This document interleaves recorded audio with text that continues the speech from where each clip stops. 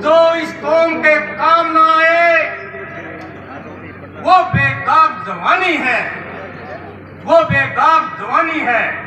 कहानी तो छोटे लोगों की लिखी जाती है, समारोह का तो इतिहास लिखा जाता है, इतिहास लिखा जाता है, इतिहास लिखा जाता है। आज आप जितने भी यहाँ पर बैठे हो, आपकी रगों में बाबा साहब का रक्त बह रहा है। इस रक्त को लुप्त करने के लिए राजनीतिक लोग जब चुनाव आता है, आप लोगों के पास आते हैं और पहला फुसला कर अपनी राजनीति चमकाने के लिए आप इसके मत का प्रयोग करवाते हैं। आप लोगों के रक्त से और माँ के पेट से जो बच्चा पैदा होगा, वो जब पैदा होकर बड़ा होगा, बोलने लायक होगा, जब वो आप लोगों से कहेगा पापा काका ताऊ मामा फूफा माँ दादी ताई काकी, जब हमारे खिलाफ अन्याय हो रहा था, आपने कौन सा नशा कर रखा था जो आप गहरी नींद में सो गए, आपकी आंखें नहीं खुली। 2024 के अंदर इस मौजूदा सरकार ने एक सर्वे करवाया।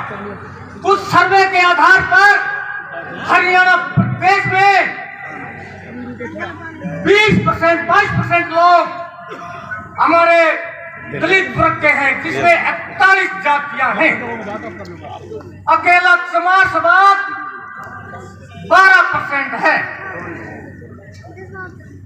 और हमारे प्रदेश के अंदर 90 विधानसभा हैं और 17 आरक्षित सीट हैं। ऐसे हाथ उठाने से डॉक्टर इंजीनियर नहीं बनेंगे। हमारे हम उनको दें, तभी हमारे बच्चे IAS IPS बन सकते हैं। मैं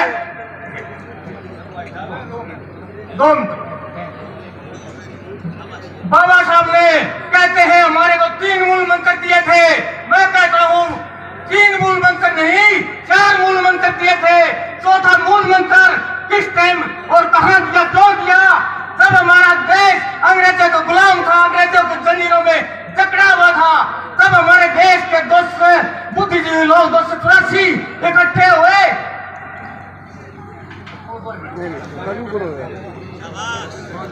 चलो जी, टाइम पूरा करो जी, पूरा करो। तो 284 लोग इकट्ठे हुए और इकट्ठे होकर अंग्रेजी शासक के पास गए और कहा हमारे देश को आजाद करो। अंग्रेजी शासक ने कहा ठीक है, आपके देश को आजाद कर देंगे, लेकिन एक शर्त पर आप आए हो, मैं एक प्रश्न दूंगा, अगर उस प्रश्न के 3 उत्तर आपने दे दिए तो आपके देश को आजाद कर देंगे। साथियों, पेन दे दिया, कागज दे दिया, 10 मिनट का समय दिया। जब 10 मिनट का समय पूरा हुआ तो देखा, चेक किया तो किसी का 1 उत्तर था तो किसी का 2 उत्तर था। तो बाबा साहब के पेपर को चेक किया तो एक प्रश्न के 3 उत्तर थे।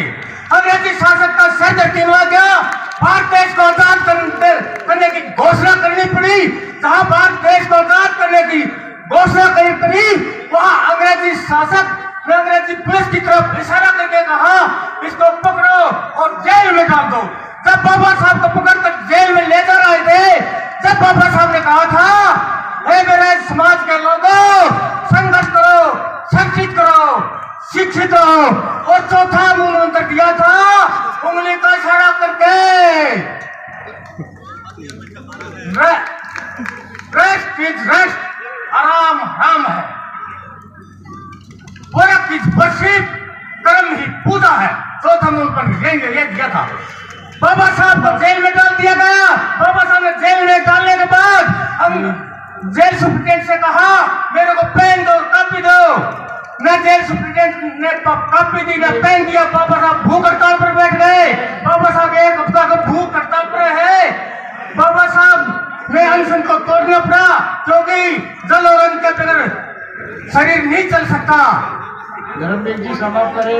ठीक है जी, समय हो गया जी, बहुत बहुत धन्यवाद साहब और इनके इस कार्यक्रम के संचालक अध्यक्ष मंडल, आप लोगों ने समय दिया, बहुत बहुत धन्यवाद। साथियों, समाज के अंदर मैं एक सुझाव देना चाहूँगा कि समाज के अंदर नशे की प्रवृत्ति बहुत ज़्यादा हो चुकी है और जो नशा करते हैं उनसे परिवार टूटता है तो समाज के लिए घातक होता है। दूसरा मैं ये चाहूँगा कि ये इस तरह के सम्मेलन जैसे वैसे समाज करता है वो हमारे साथियों के लिए भी इकट्ठा हो, ऐसे लड़कियों का एक सम्मेलन करवाया जाए जिससे वो साथियों की जो परेशानी वो दूर हो सके। तीसरी मैं चाहूँगा कि हमारी समाज जो 1943 में गठित हुई, 1940 में ब्रिटिश सरकार ने उसको खत्म कर दिया, उसकी मांग को जिंदा किया जाए समाज से। और बहादुर कौन थे जिन्होंने जापान को हरा के बर्मा से निकाला, कोहिमा से, नागालैंड से, ईस्टर्न स्टेट से निकाला। मैं चाहूँगा कि हमारी समाज की मांग को जिंदा रखा जाए। धन्यवाद धन्यवाद। जय भीम जय भीम, जो बोले सो निर्भय, सतगुरु रविदास महाराज की जय। साथियों, ये देश हमारा है, ये हरियाणा हमारा है। सबसे पहले मैं धन्यवाद करना चाहूंगा चालिया साहब और इस आयोजक कमेटी का कि हरियाणा के अंदर प्रत्येक जिले से यहाँ पर संगठन के सभी पदाधिकारी पहुंचे हैं। मैं कुछ सुझाव देना चाहता हूं 2 मिनट के अंदर, ज्यादा वक्त मैं लूंगा नहीं। इस देश को और इस धरती को हमारे संतों महापुरुषों ने अपने खून से सींचा है। इस देश का कानून हमारे दादा परदादा बाबा साहब अम्बेडकर ने बनाया है। सबसे पहले डीएससी वाले मामले को लेकर और उसी मामले के अंदर उन लोगों को मैं मन से चेतावनी देना चाहता हूं, हमारी कौम को ललकारने का जो लोग काम कर रहे हैं। कुछ लोगों ने भरे मंचों से हमें गालियां दी कि हम इनको पानी पिला पिला के मारेंगे। उन लोगों को मैं बता देना चाहता हूं, तुम हमारी जनसंख्या के केवल 3% हो, तो अपने औकात में रहो। दूसरी बात, इस डीएससी के मामले के साथ साथ अभी हमारे बड़े भाई साहब बोल रहे थे, चमार रेजिमेंट का अध्यक्ष होने के नाते चमार रेजिमेंट बहाली की भी मांग उठाओ, क्योंकि भारत देश जब आजाद हुआ, बहुजन समाज के अंदर आपने केवल नाम सुना होगा चमार रेजिमेंट। हमारे सैनिकों ने इस देश की आजादी के लिए अपनी आहुति दी। और मान्यवर काशीराम जी ने भी एक बात कही थी कि अगर हमारे समाज का नेतृत्व, अगर ये राजनीतिक पार्टियां करेंगी तो हमारा शोषण होता रहेगा। चालिया साहब और आयोजक टीम, हम आपको विश्वास दिलाते हैं, आप एक कमेटी बनाइए हरियाणा प्रदेश की और बुजुर्गों के साथ साथ युवा साथियों को भी लीजिए, गरम दल और नरम दल बनाइए। हम लोग धरती पर संघर्ष करेंगे, आप लोग हमारा मार्गदर्शन करो। आप लोगों के बीच में मैं यहाँ पर आने का कारण क्या था, हमारे बीच में हमारे प्रदीप भानकर जो हमारे साथी हैं, संजय चौहान हमारे पत्रकार, हिसार के पता नहीं कितने एक्टिविस्टों को पिछले 3 महीने के अंदर जेलों के अंदर डाला गया।